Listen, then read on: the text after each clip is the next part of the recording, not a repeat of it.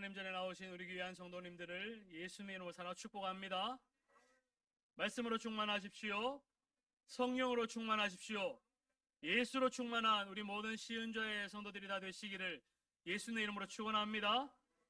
자, 우리 오늘도 7분 이상 우리 인사하시면 좋겠습니다. 인사하실 때 정말 더없이 정말 미스 코리아 같은 그런 미소를 띄우면서 우리 옆에 계신 분들에게, 앞뒤 좌우에 계신 분들에게 예수님의 이름으로 우리 귀한 권사님을, 집사님을, 장로님을 사랑합니다 하고 인사하시면 좋겠습니다. 우리 다 같이 인사하시겠습니다.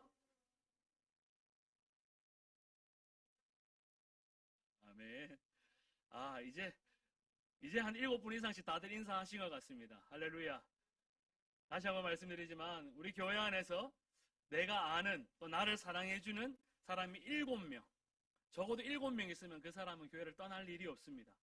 정말 그 성도가 교회를 떠날 때는 나를 사랑해주는 사람이 7명이 안 되어서 정말 수시로 관심과 사랑과 마음을 쏟아주는 사람이 그 7명이 채 되지 않는 그 안타까운 현실 때문에 교회를 떠나는 겁니다. 그러니까 우리가 인사하실 때 정말 눈만, 말만 그들을 사랑하는 것이 아니라 전심을 다해서 주님께서 우리를 사랑하신 그 마음으로 우리 성도들을 사랑하셨으면 좋겠습니다. 그런 의미로 이제 내가 예수님의 마음이 나에게 있다, 정말 예수님의 그 사랑이 나에게 있다, 그 마음을 다해서 우리 다시 한 번 더 정말 진심을 다하여 내가 우리 권사님을 너무너무 사랑합니다, 집사님을 너무너무 사랑하고 존경합니다, 이 마음을 담아서 다시 한 번 더 우리 주변에 계신 7분 이상들에게 다시 한 번 인사하시면 좋겠습니다. 다시 한 번 주변 분들에게 인사하시겠습니다.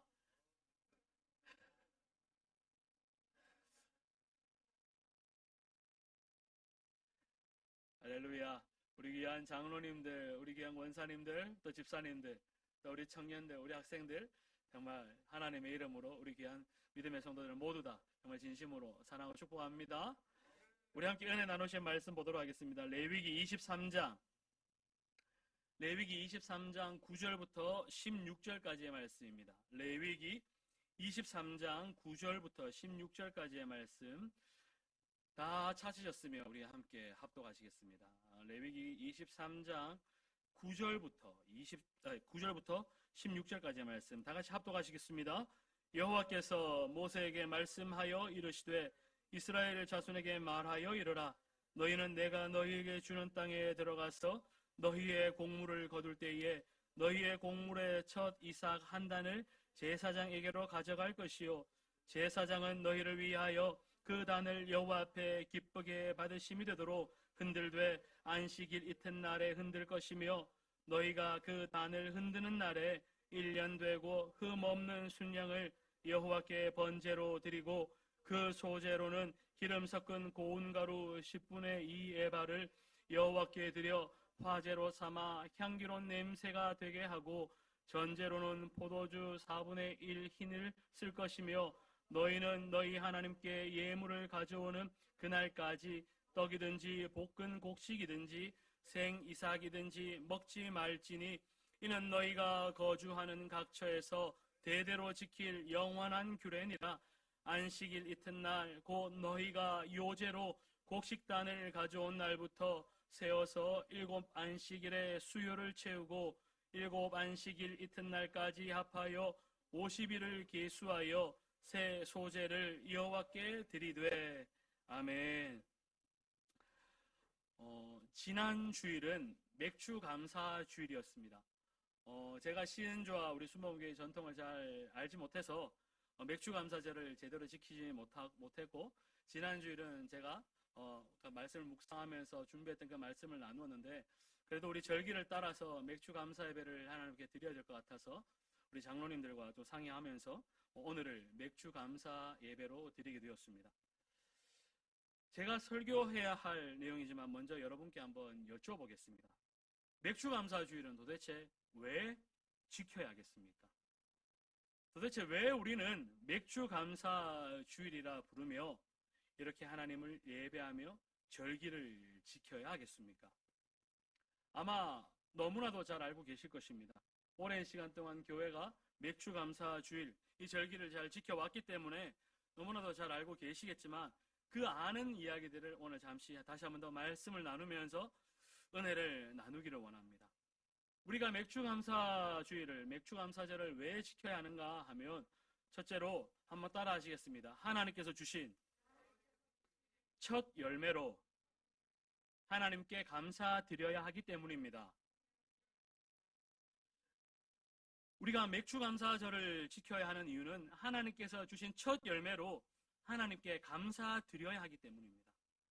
이 첫 열매라는 것은 농사 짓는 사람에게는 첫 수확일 수도 있고, 직장 다니는 사람에게는 첫 월급일 수도 있고, 장사하는 사람에게는 첫 매상 수입이 될 수도 있고, 때로는 첫 배당금이라든지, 첫 번째 따낸 계약금이라든지, 첫 번째 태어난 아이라든지, 첫 열매로 하나님께 감사하는 주일입니다.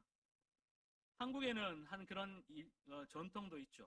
첫 월급을 받으면 그 월급 가지고 부모님께 빨간 내복을 선물하는. 혹시 그런 경험 있으십니까? 받으신 적이 없으세요? 예. 이 자녀들이 부모님께 효도를 하지 않았네요. 물론 저도 아직 그러진 않았습니다. 저도 빨간 내복을 하는 그건 미신이라고 그런 걸 하지 않았고, 제가 처음 사역을 하면서 받았던 건 고스란히 하나님께 다 헌금으로 드렸던 적이 있고, 처음으로 제가 저에게 주어진 그런 일들 금액은 또 그것도 헌금한 적이 있는데, 하나님께 드린 적은 있어도 부모님께 빨간 내복을 사드린 경험은 없는데, 우리는 이 맥주 감사절을 지내면서 왜 꼭 첫 열매를 하나님께 드려야 하는지, 왜 그렇게 해야 하는지, 이런 질문을 마음속에 가지실 수도 있습니다. 이런 질문에 뭐라고 대답하시겠습니까? 왜 첫 열매를 꼭 하나님께 드려야 합니까? 왜 그렇게 해야 합니까? 라는 질문에는 뭐라 대답하시겠습니까? 요즘 맥주감사주의를 지내지 않는 교회도 많이 있습니다. 그럼에도 불구하고 우리 교회는 왜 맥주감사주의를 지내면서 첫 열매로 감사를 드려야겠습니까? 이것이 우리에게 도전이 되지 않고 우리에게 마음에 다가오지 않는다면 맥주감사주일은 사실 아무런 복도 은혜도 없는 주일이 됩니다. 맥주감사 헌금, 그냥 다른 날보다 조금 더 헌금 많이 하는 날, 다른 날과는 조금 더 다른 헌금 봉투에 드리는 날, 그냥 그런 날만 될 뿐입니다. 우리는 이렇게 첫 열매에 대해서 무감각할 때가 많이 있습니다. 하지만 하나님은 첫 열매에 대해서 하나님께서 가지고 계신 그 마음은 우리는 생각하지도 못할 정도로 깜짝 놀랄 정도로 진지하고 심각하십니다. 이스라엘 백성들에게 가나안 땅에 들어가서 첫 열매는 반드시 하나님께 바치라고 명령하셨습니다. 레위기 23장 10절 말씀, 오늘 본문에 보면 이스라엘 자손에게 말하여 이르라. 너희는 내가 너희에게 주는 땅에 들어가서 너희의 곡물을 거둘 때에 너희의 곡물의 첫 이삭 한 단을 제사장에게로 가져갈 것이요 라고 말씀합니다. 그리고 14절을 보면 너희는 너희 하나님께 예물을 가져오는 그날까지 떡이든지 볶은 곡식이든지 생이삭이든지 먹지 말지니 이는 너희가 거주하는 각처에서 대대로 지킬 영원한 규례니라 하고 말씀합니다. 광야에서 40년 동안 이스라엘 백성들은 농사를 짓지 않았습니다. 그저 하나님께서 주신 만나와 메추라기를 40년 동안 먹었습니다. 사실 얼마나 지겹겠습니까? 그러니 그들 마음속에 우리가 언제까지 만나를 먹어야 되느냐? 우리도 고기가 먹고 싶다. 우리가 애굽에서 비록 노예 생활을 했지만 고기를 배부르게 먹은 그때가 좋았다. 부추도 먹고 마늘도 먹는 그때가 좋았다. 우리는 다시금 애굽으로 돌아가겠다라고 반란을 일으킬 정도로 그들이 먹는 만나는 그들에게 큰 기쁨이 되지도 못했던 것 같습니다. 하지만 하나님은 결국 그들의 마음 가운데에 은혜와 정말 긍휼을 베풀어 주셔서 다시금 40년 동안 광야에서 만나와 메추라기를 먹고 지내왔습니다. 그랬던 그들이 가나안 땅에 도착해서 농사짓고 거둔 첫 수확이 얼마나 감격스러웠으며 얼마나 먹고 싶었겠습니까? 그저 하나님께서 주신 것이었는데 정말 자기들의 수고로 자기들의 땀으로 첫 소산을 냈으니 얼마나 감개무량하겠습니까? 저는 그간 결혼하기 전까지 어머니가 내려주는 만나와 같은 음식이 때로는 지겨웠습니다. 맨날 된장찌개, 맨날 김치찌개, 맨날 해주는 그런 밥들이 지겹다 보니 밥 먹기 싫다라고 생각을 한 적도 있는데 결혼해서 집사람이 처음 차려준 그 상, 그 밥, 밥을 딱 먹는데, 와, 이게 이제 내가 가정을 이루고 처음 맞이한 내 수확으로 인한 첫 상이구나. 아직까지 그 상의 반찬의 구성이 생생히 기억납니다. 된장 끓여놓고 얇은 그 대패 삼겹살로 제육볶음 해놓고 몇 가지 반찬. 그런데 그때 저희가 신혼살림 할 때 식탁도 없었고 상도 없었어요. 이제 그러니까 막 일단 결혼하기 바빠서 결혼하고 난 다음에 하나하나 사자. 왜냐? 저는 대구에 있고 집사람 서울에 있으니 세간살이를 같이 보러 다닐 시간이 없어서 그냥 집만 있으면 이제 살자. 그래서 집만 마련해 놓고 하나하나 살면서 밥을 어디에 놓고 먹었느냐? 종이 박스 위에 네, 종이 박스 엎어놓고 그 위에 그냥 반찬 놓고 그렇게 첫 번째 상을 먹었던 첫 번째 제 수확, 저희들의 노력으로 얻은 한 상을 먹은 기억이 납니다. 만약에 그런 상을 하나님이 야, 너 그거 먹지 말고 나한테 가져와 라고 했다면 빈정상했을 것 같아요. 하나님, 내가 이제 결혼하고 첫 번째 밟는 밥상이고 내 수확으로 내 노력을 얻은 그 재산으로 얻은 첫 밥상인데 하나님 이거 달라고 하시면 너무하지 않습니까?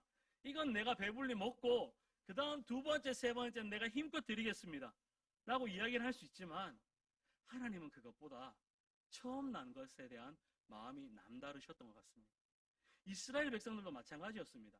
그저 만나와 메추라기를 40년 동안 먹다가 이제 그 자기들이 땀을 흘려서 수확한 그 소산물 첫 번째 난 것을 가지고 하나님께서는 절대 먹으면 안 된다. 절대 하나님께 첫 제물을 드리기 전까지는 먹어서는 안 되고 이것을 그 해만 지킬 것이 아니라 대대로 영원히 지켜나가야 될 규례라고 말씀을 하십니다. 얼마나 그들의 마음 가운데에 불편함이 있었겠습니까? 근데 이것이 농사 지은 것에만 해당되지 않았습니다. 민수기 3장 40절 이하에 보면 하나님께서 모세에게 이스라엘 자손의 처음 태어난 남자의 숫자를 다 세라고 하십니다. 그리고 그 수대로 레위인을 하나님께 바치라고 말씀하십니다. 모든 첫 것은 하나님의 것이라는 것이죠. 그래서 모세가 이스라엘 자손 중에서 처음 태어난 자의 숫자를 세어보니 레위인 전체 수보다 273명이 더 많았다고 합니다. 그래서 하나님께서 한 사람당 5세겔로 해서 속전으로 바치게 하셨습니다. 그리고 또한 이것은 이스라엘 백성에게만 또한 그 식물과 그 이스라엘의 사람 숫자에게만 국한된 것이 아니라 민수기 16장 11절에 보면 이렇게 말씀하는데 너와 내 자녀와 내 성중에 있는 레위인과 및 너희 중에 있는 객과 고아와 과부가 함께 내 하나님 여호와께서 자기 이름을 두시려고 택하신 곳에서 내 하나님 여호와 앞에 즐거워할지니라 하고 말씀합니다. 이 첫 제물을 첫 번째 첫 열매를 하나님께 바쳐야 되는 것은 이스라엘 사람들에게만 국한된 것이 아니라 그 레위인과 너희 중에 있는 나그네 그 객과 고아와 과부와 모든 사람들에게까지 그 주님의 명령이 확장되어 간다는 것입니다. 이는 단순히 그냥 한 사람, 구원받은 사람, 그냥 소수의 사람에게만 명령하시는 것이 아니라 온 인류에게 모든 사람에게 향하신 하나님의 마음이라는 것입니다. 하나님은 그냥 저와 여러분 소수의 사람에게만 이 첫 열매, 첫 번째 것을 원하시는 것이 아니라 모든 사람에게 그 마음을 가지고 계시는데 그렇다면 우리가 두 번째로 생각을 해봐야 되는 것은 우리 하나님께서는 왜 이렇게 첫 열매, 첫 번째 것에 대한 감사를 강조하셨겠습니까? 사실 첫 열매를 거둘 때는 언제나 1년 중에 가장 어려울 때입니다. 아마 우리 권사님들 중에서는 아마 그런 경험을 하셨을 것 같습니다. 보릿고개 시절을 지내신 분이 계시는지는 모르겠는데 저는 사실 이런 세대가 아닙니다. 보릿고개가 세대가 아니라서 언제나 마트 가면 먹을 것이 있었고 집에 형편이 어려워서 양식이 떨어진 적은 있어도 양식이 없어서 세대가 굶었던 적은 없습니다. 요즘 애들은 더 하겠죠. 마트 가면 쌀이 없으면 라면 끓여 먹으면 되지 하는 세대가 요즘 세대인데 예전에는 그 보릿고개가 있을 정도로 양식이 떨어져서 1년 중에 가장 어려울 때가 있었는데 이 맥추감사절을 지내기 전이 딱 그러한 때였던 것이죠. 가장 어려울 때 하나님께서는 첫 열매를 바치라고 하십니다. 그러면 사람들은 마음속에 왜 첫 열매를 하나님께 바치라고 하는 것입니까? 질문이 나오죠. 아마 그 당시에도 자녀들이 부모에게 물었을 것입니다. 아버지, 어머니, 왜 첫 열매를 하나님께 바쳐야 합니까? 이런 이야기를 할 것입니다. 어쩌면 지금 이 세대도 우리에게 왜 첫 번째 열매를, 첫 월급을, 첫 번째 것을 하나님께 드려야 합니까? 라고 물을지도 모릅니다. 그때 하나님께서 대답할 말을 주셨습니다. 어쩌면 하나님께서 그런 질문이 나오기만을 기다리고 계셨는지 절묘하게 말씀을 해주십니다. 신명기 16장 12절 말씀에 이렇게 말씀합니다. 너는 애굽에서 종 되었던 것을 기억하고 이 규례를 지켜 행할지니라 하고 말씀합니다. 첫 열매를 지내야 되는데 갑자기 주님께서 첫 열매를 드려야 하는데 그것과는 전혀 엉뚱한 이야기를 하십니다. 너는 애굽에서 종 되었던 것을 기억하고 이 첫 번째 열매를 드리는 규례를 지켜라고 말씀하십니다. 이 말이 무엇이냐? 너희가 애굽에서 종살이를 하던 중에 하나님께서 마지막 재앙으로 애굽의 모든 처음 난 것을 죽이실 때에 너희도 마땅히 그때 죽었어야 했는데 처음 난 것은 사람이나 짐승이나 막론로 다 죽었어야 하는데 어린 양의 피를 문지방과 임방에 다 바르고 난 다음에 그 어린 양의 피로 말미암아 너희는 첫 번째 것이 구원함을 받지 않았느냐? 그러니 구원함을 얻은 너희는 다 내 것이다 라는 것이죠. 만약 그때에 주님께서 마지막 10번째 재앙으로 애굽의 장자들을 다 치실 때에 장자뿐만 아니라 짐승까지 다 치실 때에 우리에게 어린 양의 피를 문설주에 바르는 그 은혜를 주시지 않았더라면 이스라엘 가운데서도 장자는 다 끊어졌을 것입니다.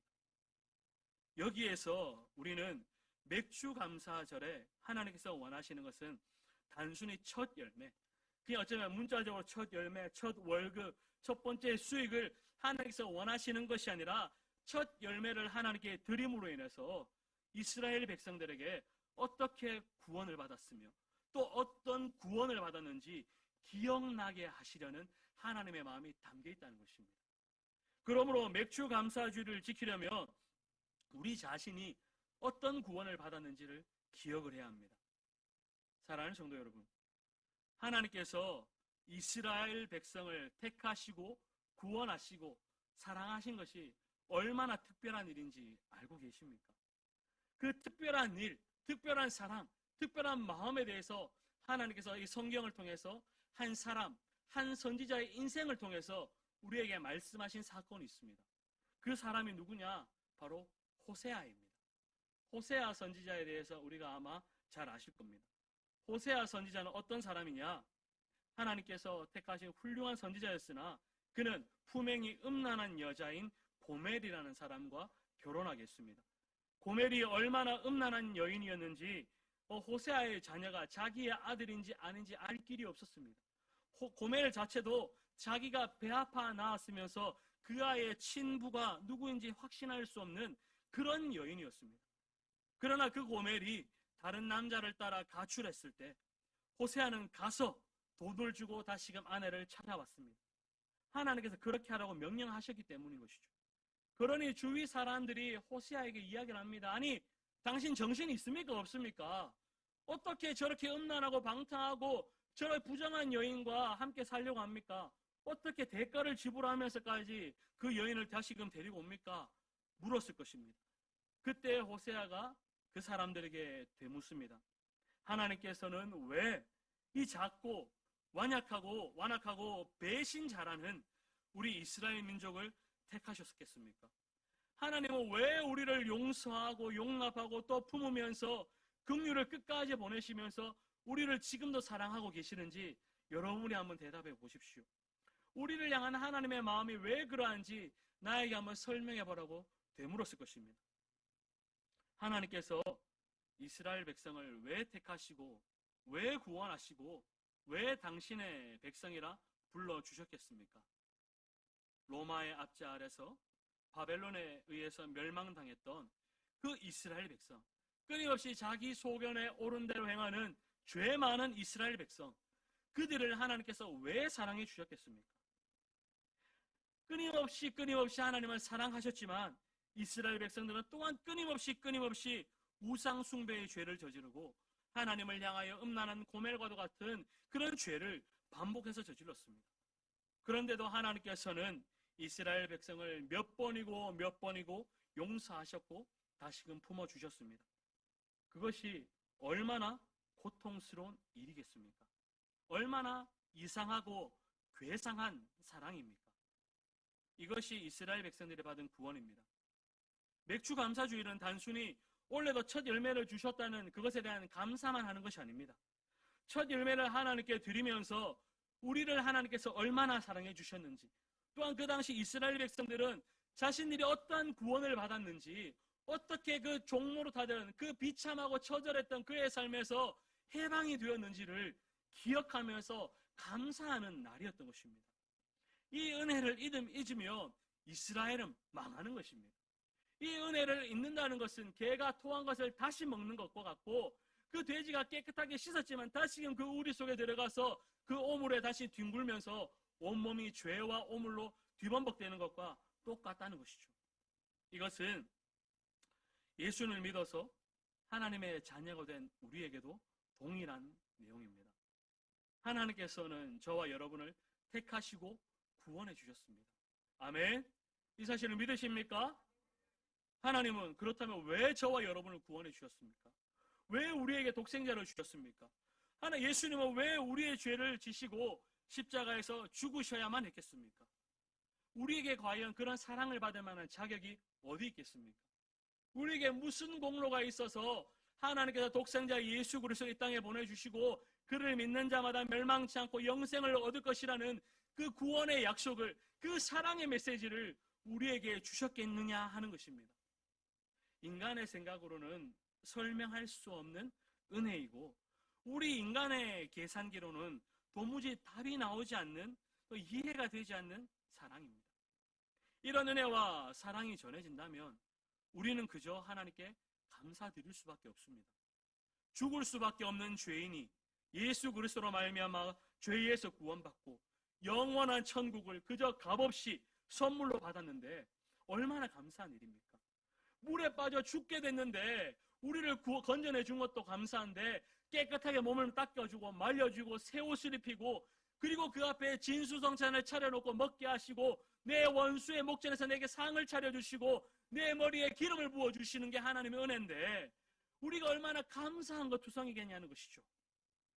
우리가 그 사랑의 그 은혜를 깨닫지 못한다면 너무나도 안타까운 일이 된다는 것입니다. 그러니 요한계시록에는 끊임없이 우리에게 이야기를 합니다. 따라 하시겠습니다. 귀 있는 자는 들을지어다. 우리 가운데 귀 없는 자가 어디 있겠습니까? 이 귀가 없는 자가 어디 있겠습니까? 단순히 나이가 들어가면서 따라 우리가 청력이 좀 떨어져서 잘 안 들리는 경우는 있어도 귀가 없어서 아예 듣지 못하는 경우는 극소수인 것이죠. 태어날 때부터 청각적인 장애를 가지고 태어난 사람을 제외하고는 귀 있는 자는 들을지어다 라고 말씀하시는 것은 주님의 이 마음, 문 밖에 서서 두드리시는 그 주님의 음성을 들을 수 있는 마음의 문을 열어라는 것입니다. 우리의 마음이 완악해서는 안 됩니다. 우리의 마음이 강팍해져서 주님의 이 사랑을, 정말 주님의 이 은혜를 우리가 깨닫지 못하면 지옥 불구덩이로 떨어져가는, 정말 지옥으로 떨어져가는 그들과 다를 바가 없습니다. 지금 단정하게 옷을 차려입고 시간을 정하여 하나님을 예배드리고 맥주 감사 헌금 봉투에 정말 많은 금액을 헌금한다 할지언정 이것에 대한 마음이 없다면 그것은 아무런 의미가 없는 그냥 예배 행위에 불과합니다. 바라기는 귀 있는 자는 들을지어다 라고 말씀하시는 그 말씀에 깨달아서 듣고 깨닫고 더 감사하는 은혜가 우리 안에 있게 되시기를 예수님의 이름으로 축원합니다. 우리에게는 맥주 감사 주일에 더 나아가서 크게 감사할 이유가 있는데, 세 번째로 우리가 감사해야 될 이유는 무엇이냐 한번 따라 하시겠습니다. 성령이 우리 안에 임하셨기 때문입니다. 우리가 맥주 감사 주일날 더 감사할 수 있는 이유는 성령이 우리 안에 임하셨기 때문입니다. 성령이 언제 우리에게 임하셨는지 알고 계십니까? 성령이 임하신 사건은 사도행전 2장 그 오순절날 사도들에게 성령이 임한 사건이 기록되어 있습니다. 오순절의 또 다른 이름이 맥추절입니다. 맥추절을 6월절 후 50일째 되는 날 지켰기에 오순절이란 이름으로 불리기도 합니다. 본문 16절 보면 일곱 안식일 이튿날까지 합하여 50일을 계수하여 새 소제를 여호와께 드리되 라고 말씀합니다. 여기에다가 일곱 번째 안식일 다음 날까지 더하면 꼭 50일이 될 것이니 그때에 핵곡식 제물을 하나님께 바쳐야 한다는 것입니다. 그러므로 맥주 감사주일은 우리에게 성령이 임하셨음을 감사하는 날이기도 합니다. 성경은 성령을 받은 우리를 향하여 따라하시겠습니다. 처음 익은 열매. 성령으로 충만한 우리를 향해서 그냥 성령 충만한 사람, 성령으로 거듭난 사람이라고 말도 하지만 성령 받은 우리를 향해서 처음 익은 열매라고 하는 것이죠. 어디에 그 말씀이 기록되어 있느냐? 로마서 8장 23절에 이렇게 말씀합니다. 그뿐 아니라 또한 우리 곧 성령의 처음 익은 열매를 받은 우리까지도 속으로 탄식하여 양자 될 것, 곧 우리 몸의 속량을 기다리느니라 하고 말씀합니다. 성령을 받은 우리를 향해서 처음 익은 열매라고 한다는 것이죠. 성령이 임하신 것을 보니 그가 구원받은 사람이라는 것을 알 수 있다는 것입니다. 우리가 성령 받아야 합니다. 물과 성령으로 거듭나야지 하나님의 나라를 바라볼 수 있다라고 이야기를 합니다. 하나님의 나라를 바라본다는 것은 우리로 인하여 예수 그리스도의 향기가 드러나는 것이고 이 땅에서 그리스도인이라고 불릴 만한 그런 삶을 살아가는 사람이라는 것이죠. 우리가 말씀과 성령, 물과 성령, 그러니까 성령으로 거듭나지 않고서는 비로소 그리스도인, 비로소 구원받은 사람이라는 향기와 흔적을 나타낼 수 없다는 것입니다. 얼마나 놀라운 일입니까? 맥주 감사절을 지내면서 우리가 감사할 수 있는 것은 우리에게 그 성령을 주셨다는 것입니다. 우리에게 이 믿음이 있으셔야 합니다. 아, 주님, 목사님, 아니 나는 지금 방언을 못합니다. 나에게는 정말 뜨거운 그런 감격이 없었습니다. 방언 못하셔도 괜찮습니다. 정말 한때 한국교회가 성령 세례 이꼴 방언이었습니다. 물론 성령 세례 받으면 방언이 대표적인 표적으로 따라옵니다. 은사를 우리에게 주어주시는 것입니다. 하지만 방언을 하지 못한다고 해서 우리가 성령 세례, 성령 충만 받지 못한 것은 아닙니다. 우리가 성령의 감동, 마음이 뜨거워지는 역사가 있다면 우리가 더욱더 기도하면서 하나님, 나에게 이미 성령 세례, 성령의 은사를 은혜를 주셨는데 내가 이제 방언 받기를 원합니다. 나에게 방언을 주셔서 정말 더욱더 비밀한 것들을 기도할 수 있는, 하나님과 깊이 교제할 수 있는 그런 은사를 달라고 사모함으로 기도하며 나아가면 방언을 주시는 것이지, 방언 받지 못했다고, 방언하지 못한다고 성령 세례 안 받은 것이 아닙니다. 오해하시면 안 됩니다. 순복음은 방언을 강조하고 중요하게 여깁니다. 하지만 방언 못 받았다고 해서 성령 세례 못 받은 것이 아닙니다. 하지만 성령 세례, 더 나아가 성령 충만 받기 위해서 우리는 끊임없이 기도합니다. 방언 받기를 사모하셔야 하는 것입니다. 여기서 한 가지 말씀드리는 것은 성령 세례와 성령 충만은 다르다는 것을 기억을 하셔야 합니다. 성령 세례는 예수 믿고 처음에 요 잔에 하나님께서 은혜를 부어주시는 게 성령 세례입니다. 근데 우리가 흔히 시간이 지나가다 보면 아이고 목사님 믿음을 점점 까먹습니다. 내가 예전만 못합니다 하는 경우가 있죠. 요거 보십시오. 제가 물 마시겠습니다. 지금 물이 반쯤밖에 없습니다. 요게 성령 세례를 점점 까먹어 간다는 것입니다. 근데 성령 충만은 기도할 때에 이 물을 다시 콸 치워놔서 넘쳐야 되는데 넘치면 안 되니까 넘칠 때까지만 제가 부을게요. 요것도 충만이 아닙니다. 충만이 아니라 충만은 더 물을 부어줘서 흘러 넘칠 때까지 부어주시는 게 성령 충만입니다. 그래서 성령 세례는 일회적인 역사라면 성령 충만은 오늘도 받고 어제도 받고 내일도 받고 영원토록 받을 수 있는 것이 성령 충만이라는 것입니다. 그렇기 때문에 우리는 흔히 오해하는 게 내가 성령 세례 받고 나중에 신앙생활하면서 까먹어가니까 하나님 나는 성령 세례 받지 않았습니다 라고 이야기는 아닙니다. 예수 믿고 우리에게 감동을 주시면서 성령의 세례를 받았습니다. 인치심을 받았습니다. 하지만 악한 원수마귀가 그 성령 세례를 자꾸 희미하게 흐려져 가게 만들게끔 하면서 구원의 확신을 빼앗아가려고 성령 세례 안 받은 것처럼 착각하게 만드는데 그것이 아니라 성령 세례는 받았지만 성령 충만하지 않은 것입니다. 그렇기 때문에 우리는 늘 기도하는 것이 하나님 나에게 아침마다 새롭고 늘 새로운 성령의 충만을 달라고 기도해야 하는 것입니다. 그래서 그 충만하다는 것은 여기서 차마다 넘치게 묻지는 못했지만 부어서 잔에서 흘러 넘쳐야 하는 것입니다. 흘러 넘치면 어떻게 됩니까?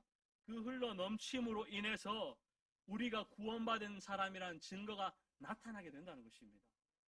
정말 저 밖에 보면 화분들이 많이 있습니다. 여기 강대상에는 화분도 있고 한데 물을 조금 주면 밑에 물 받침대에 물이 나옵니까? 안 나옵니까?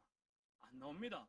물 받침대에서 물이 흘러 넘쳐서 흥건하게 나와서 이 화분에 물을 듬뿍 줬구나 하고 알려면 물을 계속 부어주면 물이 흘러 넘쳐서 바닥에 물이 흥건해지면 이 화분에는 물을 많이 주었구나 알게 되는 것처럼 우리가 예수 믿는 사람이라는 것, 구원받은 사람이라는 것, 그 증거가 나타나려면 성령 세례 받은 것으로 만족하지 말고 성령 충만 받으셔야 한다는 것입니다. 그래서 우리에게 성령의 흔적이 흘러 넘쳐서 누구든지 우리 이혁분 권사님 보니까 이혁분 권사님 정말 성령 충만하구나, 말과 행동에 정말 성령이 뚝뚝 떨어지는구나, 이런 흔적이 나타나야 한다는 것이죠. 그냥 우리 장로님들 보니까 우리 역시 우리 시恩교회 장로님들 성령 충만하구나, 정말 툭 건드리니까 예수 나오고 말만 하니까 성령이 나오는구나, 이게 나와야 되는 것이지 그냥 쥐어짜도 물 한 방울 안 나오면, 쥐어짜도 성령이라는 단어가 나오지 않으면 성령 충만하지 않은 것이죠. 그렇게 해서는 정말 맥주 감사절을 지내면서 오순절을 통하여서 주님께서 은혜를 부어주시는 구원받은 사람이라는 그 증거가 나타나지 않는다는 것이죠. 메마른 장작이 되어서는, 우리의 심령이 바짝바짝 말라가서는 어떻게 세상에서 빛과 소금에 정말 예수의 향기를 바라는 삶을 살겠냐는 것이죠. 우리가 정말 처음 익은 열매, 맥주 감사절을 지내면서 감사할 수 있는 이유는 성령을 주셨기 때문에 감사할 수 있는데, 그 성령을 통하여 우리를 향하여 처음 익은 열매라고 통하면서 우리로 하여금 구원받은 사람이라는 향기를 나타낼 수 있는 은혜를 주셨기 때문에 우리가 감사할 수 있는 것입니다. 얼마나 놀라운 은혜입니까? 이 얼마나 정말 감격적인, 감사할 만한 이야기입니까? 우리는 예수님께서 말씀하신 탕자의 이야기를 잘 아실 것입니다. 아버지가 일찍 죽기만을 바랬던 둘째 아들, 아버지가 죽기만을 기다리다가 아버지 도저히 돌아가시지 않으니 아버지에게 아버지 돌아가시고 나면 나에게 줄 유산이 있을 테니 그 재산을 나에게 미리 달라고 요구했던 그 배은망덕한, 아버지가 살아있는데 미리 유산을 달라고 이 파렴치한 이 아들은 그 당시 문화로는 매질을 해서 내쫓아 버려야 마땅했습니다.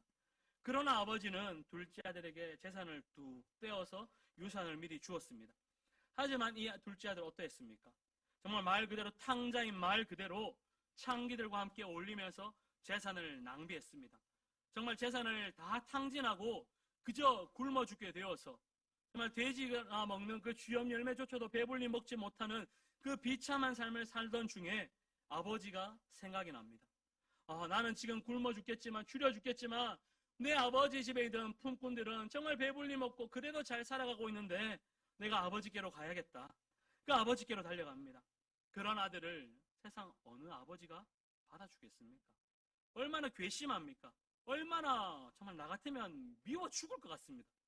정말 내가 최선을 다해서 벌었던 그 재산 뚝 떼어서 줬는데 창기와 다 날려버려 탕진한 그 아들, 정말 꼬질꼬질한 모습으로 돌아오는데 누가 그 아들을 받아주겠습니까?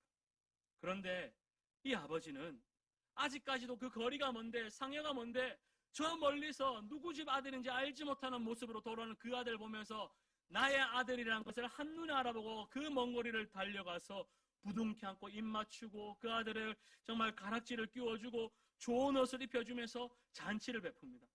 그 정말 비참한 인생, 그 아들의 신분을 다시금 그 주인의 아들의 신분으로 회복을 시켜줍니다.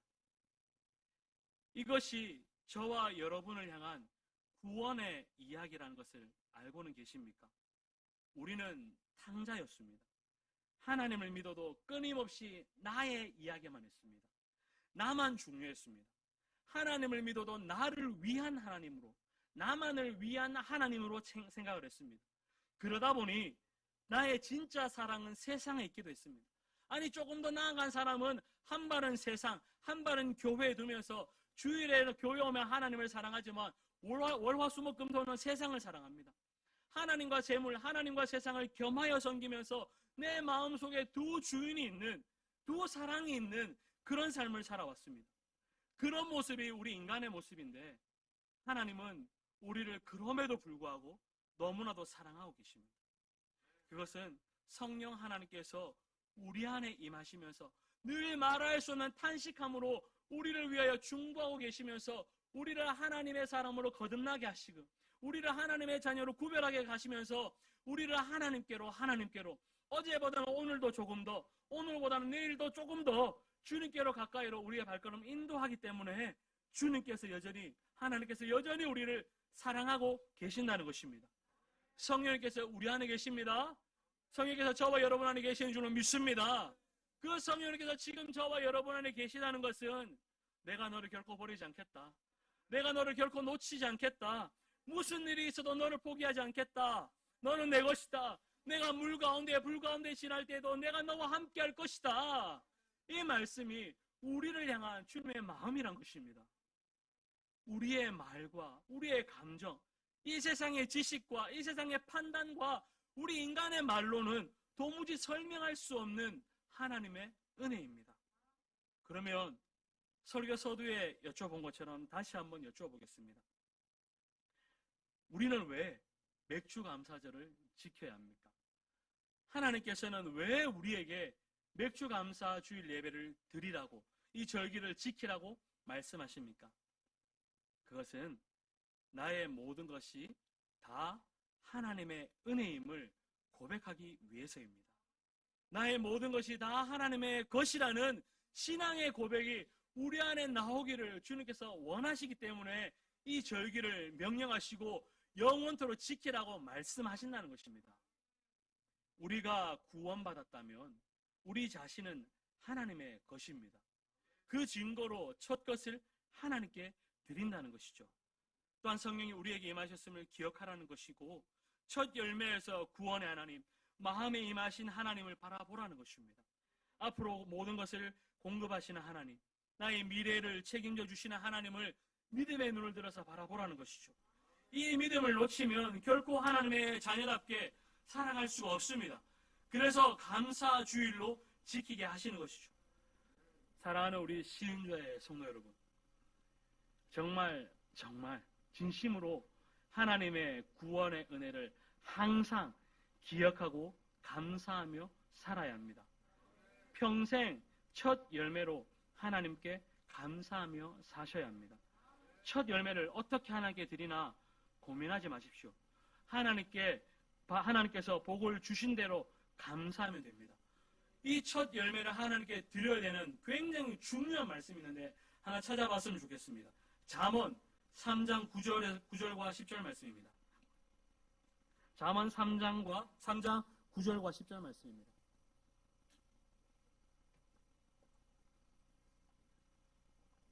잠언 3장 9절과 10절 말씀.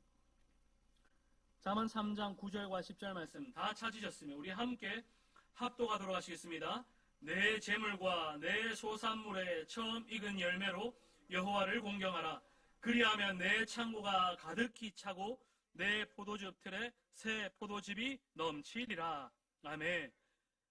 솔로몬의 잠언입니다. 그 지혜의 왕, 하나님께 특별한 지혜를 주신, 삶의 지혜를 주신 솔로몬이 이야기를 합니다. 내 재물과 내 소산물에 처음 익은 열매로 여호와를 공경하라. 하나님을 예배해라. 그리하면 내 창고가 가득히 차고 내 포도즙 틀에 새 포도즙이 넘치리라고 말씀합니다. 우리 삶 속에 아직까지 물질의 부요함이 없이 가난하고 궁핍하고 어려움 가운데 처해 있다면 이 믿음의 고백을 한번 실천해 보십시오.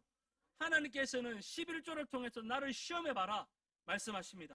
또한 하나님께서 분명히 말씀하시는 것이 창고가 가득히 차고 내 포도즙 틀에 새 포도즙이 넘치겠다 약속해 주시는 것은 처음 익은 열매로 여호와를 공경할 때에 이런 복을 주신다고 합니다. 뒤바꿔서 말하면 이런 내 창고가 가득히 차고 새 포도즙이 넘치기를 원하면 주님을 공경해야 합니다. 주님께 마음껏 힘껏 내 믿음을 다하여 하나님을 드릴 때에, 특별히 처음 익은 열매로 하나님을 예배할 때에 하나님께서 우리의 믿음을 보시고 내 믿음을 보시고 우리에게 큰 은혜를 부어주신다는 것입니다.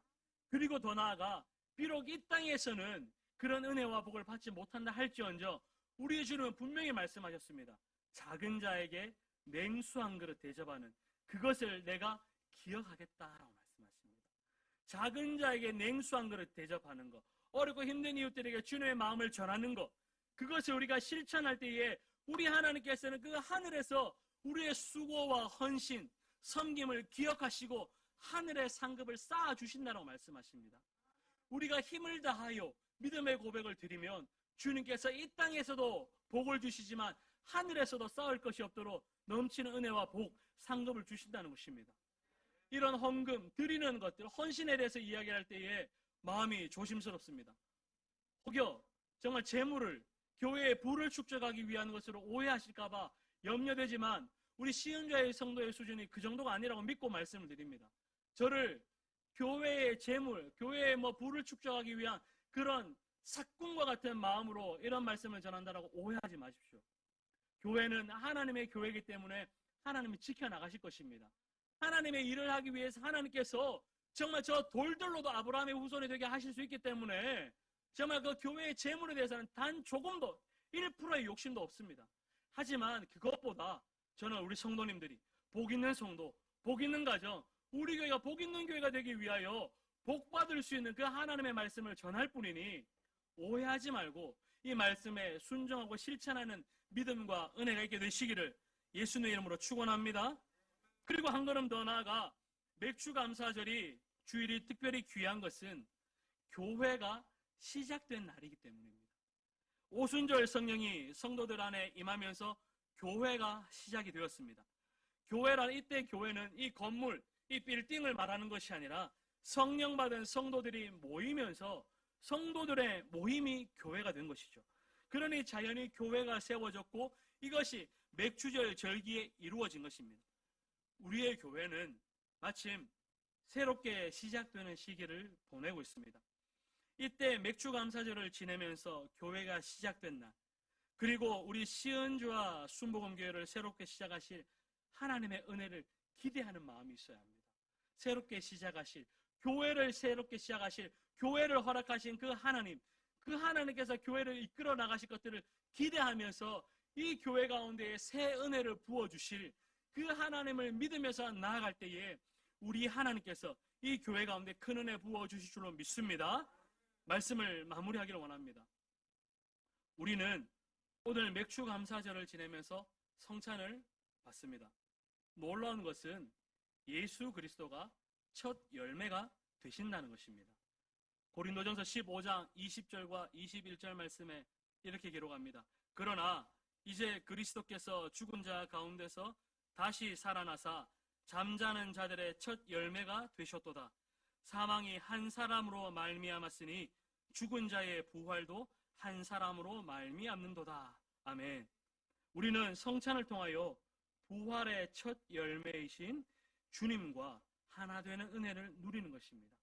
잠자는 자들의 첫 열매가 되신 주님의 살과 피를 대하는 성찬에 참여함으로 우리가 다 부활에 참여하는 것입니다. 첫 열매가 이렇게 중요합니다. 바라기는 우리 맥주감사절을 지내면서 하나님의 은혜와 사랑, 그리고 성령의 임재하심에 더 깊이, 더 많이, 더 자주 감사하는 우리 시은좌의 모든 성도들이 되시기를 예수님의 이름으로 축원합니다.